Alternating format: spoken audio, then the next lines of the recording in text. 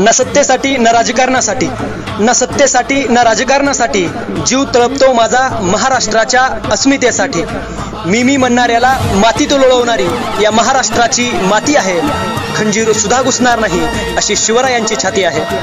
आजकाल असं म्हणतात की जिथं मस्तक टेकवावत अशा नमस्कारांच्या जागा खूप कमी होत चाललेत, पण ज्यांचं नाव ऐकताच हे आमचं मस्तक नतमस्तक झाल्याशिवाय राहत नाही त्या राजमाता माँसाहेब जिजाऊ। 33 कोटी देवांचे कोट्यावधी मंदिर असतील, पण यांची पूजा फार कमी माणसं करतात। पण माझ्या राजाचं एकही मंदिर नाही, पण कोट्यावधी माणसं माझ्या राजाची पूजा करतात। ते जानते राजे छत्रपती शिवाजी महाराज।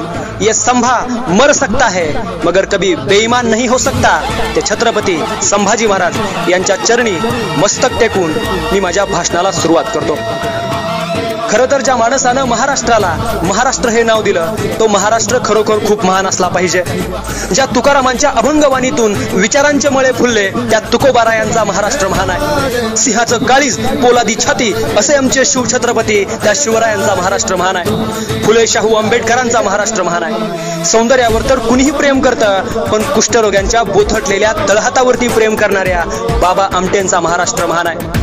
स्वतःची मुलं तर कुणीही सांभाळतं, पण दीन दलितांची आणि अनाथांची मुलं सांभाळणाऱ्या सिंधुताई सपकाळांचा महाराष्ट्र महान आहे। एवढंच काय, मनगटानेच कापतो आम्ही तलवारीच्या पाती, मनगटानेच कापतो आम्ही तलवारीच्या पाती, आणि हृदयात आमच्या राजा शिवछत्रपती अशी अभिमानानं डरकाळी फोडणाऱ्या समोर बसलेल्या मावळ्यांचा महाराष्ट्र महान आहे। मग या इतिहास लिहिला कुणी?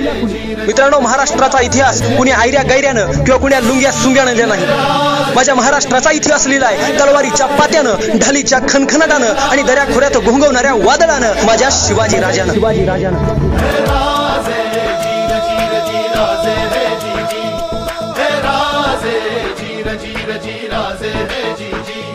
सटकून